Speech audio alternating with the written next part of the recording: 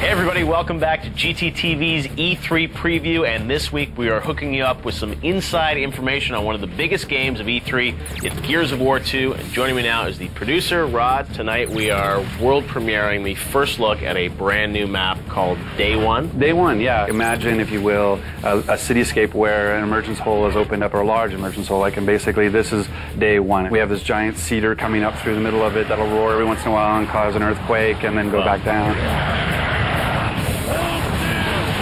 And you're going to have up to 10 players now in multiplayer? Yeah, 5-on-5. 4-on-4 was great for that sort of intimate, sort of personal play, but it kind of left one guy out of your clan or one guy that you're usually having in your team. And so we felt like 5-on-5 was allowed us to keep using the existing maps. It wasn't overcrowding. Let's talk about multiplayer, which is something that in Gears of War 1 you guys almost dropped out of the game because you weren't confident it was going to be good. Now that we have that baseline established in the first game, we can really just ratchet it up to 11 in the sequel. Go 5-on-5, you know, go to have bots, have people crawling when they're down. Whoa, you said bots in the game? Or yes, we have bots. Bots are actually in the game. You're confirming that? I can confirm that we have bots. Do you feel that there's a real high bar now for what people are expecting out of the multiplayer experience? Yeah, I think there's an extremely high bar. I mean, we have this time around, we're going to have the party system, which was something we'd love to have had in Gears 1. We just, you know, ran out of time, to be honest with you. Right. And so having the party system that's skill-based and matchmaking, so you actually have, not only have parties, but you'll actually, you know, go up against people who have similar skill. At least the parties will be of similar skill, which is, we think is really important. And then we're adding stuff like photo mode, which is this ability to take a screenshot. I mean, people had issues with, or some people had issues, I should say, about in your war zone, you're knocked out, you have to wait a minute and a half before the next round kind of thing. Right. So we decided we want to make that passive experience a little more picturesque. More active, yeah. So if you look, you'll see we have these new spectator modes, battle cam, ghost cam, so you can actually fly around freely, or you can go through, and even our battle cam system now is like the old security cameras, but they show the path they follow. So you can actually learn the map as opposed to just these disjointed flashes of different locations. You actually get to see where everything is.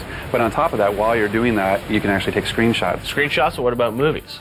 Take films? Movies, no. We're not doing. No saved films? We're not doing videos, no. What's going on with that? Don't you want to see the execution? Don't you want upload it to live? Don't you want to play this year?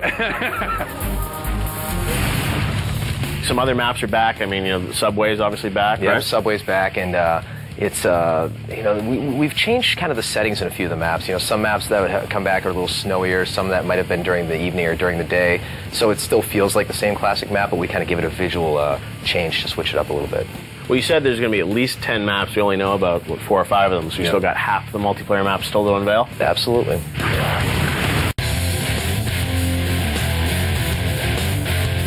Hey everybody, welcome back to GTTV as I try to extract some information about what we are going to see from Gears of War 2 at E3. And joining me again to be put through the ringer for another segment is Cliffy B. We're the whoa, sorry.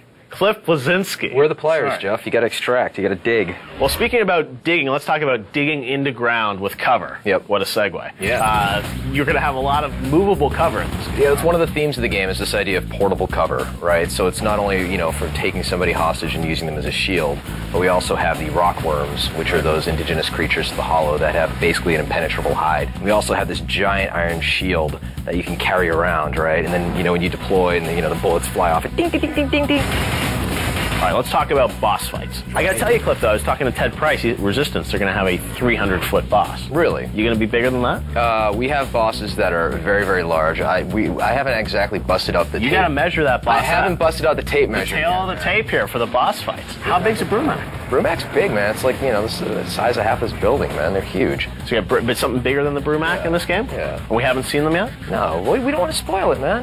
They do not understand. Could we see the voice at the end of Gears 1, who everyone assumes is the Locust Queen? That's a good idea. Would that person make an appearance? We might consider that. Might consider a boss fight against Locust Queen? We're not revealing anything like that yet.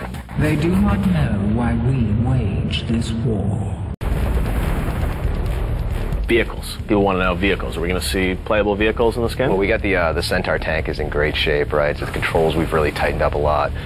You know, unleashing the you know, shells into a crowd of locusts and actually having active reload on the tank, so you can reload your shots faster. You gonna have any flying vehicles? You know, playable Raven helicopters? There are other vehicles besides the Centaur. So we could potentially be flying in this game. You could potentially be flying. There's more. I promise you, there's more. Couple more? Couple more. Yeah, all right, at least 2 new vehicles still to be revealed. Yep. Incoming! Are you going to get to ride a Brumac? That's a good idea. Mount a Brumac? Should I put that in the queue? How about just playable Brumac in multiplayer? I think that would kind of unbalance the game, don't you think? Okay, Cliff, well, I guess that's all I'm getting out of you this week, but we will see you next week at E3 when there's even more Gears of War 2 to unveil. Oodles. Oodles more of Gears. All right.